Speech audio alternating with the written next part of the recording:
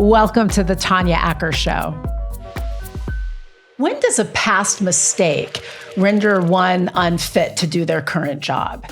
That's a question that I had occasion to discuss with Joe Armstrong. He's my next guest. Joe is the owner of WJBE Radio in Knoxville, Tennessee. He's a former legislator who got into some trouble, paid the price, and now the FCC is threatening to take away the license for his station. Listen as Joe tells his story. Welcome to the podcast, Joe Armstrong, owner of Knoxville radio station WJBE. Thank you for being here. Well, thank you so much. I'm honored to be a guest today. You bought the station in 2012. It is Knoxville's only Black-owned station. Tell us why it was important for you to do this deal. Why did you want to buy this radio station in the first place? Well, I actually had radio in my blood. When I was a student at the University of Tennessee, my financial aid ran out when I was a sophomore, and I had to go find a job, and something just encouraged me to go and knock on the door of WJBE. And at that time, the station was owned by the godfather of the soul, James Brown, who started this station, bought this station in 1968. It's the first station that James Brown ever owned in the country. And the call letters, he named after himself, WJBE stood for James Brown Enterprise. And so I went to the station and applied for a job, and I was hired in sales. And so I worked my way through the University of Tennessee selling advertising for WJBE. And then in the early 80s, James Brown sold the station to a local veterinarian and his wife who operated the station for a few years, and then they let it go dark. And Knoxville lost a great history. And of course, in between time, we had people that would come in and try to operate a station, but no one was ever successful. And then in 2012, a frequency became available, and I revived the call letters, WJBE, and we've been on the air ever since. And we've added an FM. We've added 99.7 FM, so we're an AM, FM station. And the reason that I did it was because people would come to Knoxville and they would ask, hey, where's your black station? And we say, well, we don't have one. It was embarrassing. And so, you know, and I always had that on my bucket list to one day, you know, open up a black station in Knoxville.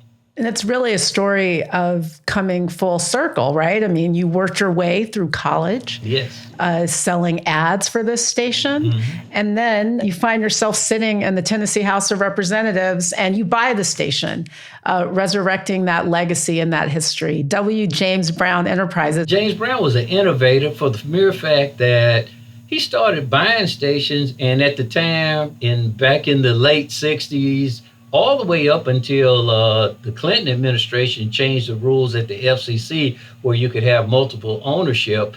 Individual could only own 3 stations and corporations couldn't own them. And so James Brown owned 3 stations, Knoxville, Augusta, and Baltimore, because none of the stations was playing his music. The only place you could hear his music was in, you know, the club, the juke joints, or in somebody's house. Let's fast forward a bit. You bought the station in 2012. Yes. At the time, you were a member of the Tennessee House of Representatives. In 2016, you resigned from the Tennessee House and pled guilty to some tax charges. Mm-hmm. One tax charge. One tax charge. Let's be clear. What was you were convicted of filing a false tax return. That was the single charge, correct? Yes, that's from a 2008 tax return. I just want to make sure the audience is clear. So in 2016, you were convicted, but the conviction for the single charge arose from a 2008 filing where the government contended and you were convicted of omitting information about certain profits on that tax return. Right. So you resigned from the Tennessee House. Your sentence was what, 3 years probation, I believe, sir? Was that it? Yes, that was it. 3 years probation. Yes. And I'll note that the presiding judge at the time of your sentencing said that you had, and I'm quoting the presiding judge, you'd, quote, led an exemplary life until this occurrence, and that even though some of the profits you made were unethical and immoral, they weren't illegal, your conviction arose from your not reporting those profits on your 2008 tax return. Yes. And of course, along with my CPA, who was convicted, CPA was convicted of tax evasion. I was only convicted of signing a false return.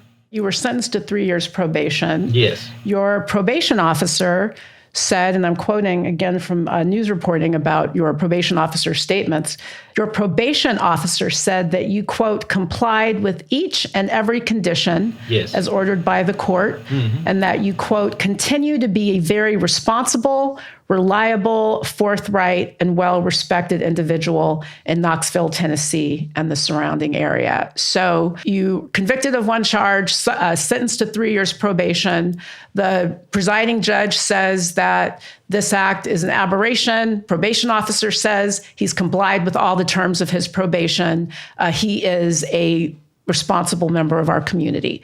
So what happens in 2022 then when the FCC approaches you and says that they're threatening to take your license away? What happens there? They sent me a letter and said that we're taking your license. They didn't say that threatening. They actually sent me a letter and said, in 30 days, we're not renewing your license. What were the reasons they gave in the letter for wanting to revoke your license? Oh, well, one is that they said, I was convicted of a felony, filing a false tax return, one, conviction, and that from a 2017 or a rule that they had on the book, if someone was convicted of a felony, that they would have a hearing on whether that person had the moral turpitude to be able to hold a FCC license. The FCC has what it describes as a policy regarding character, qualifications, and broadcast licensing. Right. In this policy, it gives the commission authority to revoke a license, deny a license to someone who is considered to be morally unfit. I'm just sort of summarizing. I pulled up part of the policy. Oh, okay, great. And it's interesting because it says, while conviction for a felony raises questions of whether an applicant or licensee has the requisite propensity to obey the law, we continue to believe that there are mitigating factors that must be taken into consideration in our deliberations. At the time, the FCC attorney that I was using at the time explained to me that I need to go ahead and just turn in my license, or if I wanted to, is appeal and transfer the license to someone else, a family member, or if they would allow for that. He wasn't up for the fight. And luckily... This was your lawyer. Yeah, this was my original the lawyer who was representing you. I don't want to call your him lawyer name said, now, give up. But, he knows no, who don't he call is. his name. Your lawyer said, give it up. Yeah, his lawyer said, give it up. You've got you got an AM license with an FM translator. The fight is going to cost way more than the reward in keeping a station open in Knoxville, Tennessee. And I totally disagree, because we in Knoxville have lost so much in the Black community that this radio station is a sense of pride. It's a sense of heritage. When we talk about WJBE and James Brown and we've lost our only HBCU, Historical Black College, which was Knoxville College. Urban renewal wiped out a lot of our businesses, our community. Now that gentrification is hitting Knoxville also, we're seeing traditional Black communities and business districts, being gentrified. So we've lost so much here in Knoxville, and one of the points of pride is this radio station. So your lawyer says to you, give up the fight. Right. You say, I don't want to. What do you do next? Lord always puts a ram in the bush, and I got a call from a guy named Andrew Ward with the Institute for Justice. And they had heard about my plight, and they called and wanted to come down and meet me. Andrew Ward, and he brought his colleague, Daniel Nelson. And they flew down to Knoxville. We met. I sat and talked about the radio station, how much it meant to the Black community here in Knoxville, that this was the only form of communication, truly, in the Black community, because we don't have a Black newspaper anymore. And we don't have a Black television station. And, we would have to depend on Facebook, Twitter, and the social networkings, which, as you know, a lot of that is gossip. So we had actually lost our communication if we lost this station. They saw the plight of WJBE, and they felt that our case was draw merit. And so they chose to represent the station through their organization, Institute for Justice. I don't do the station here for me. This is for this community. And I was in the position where I want to save the station.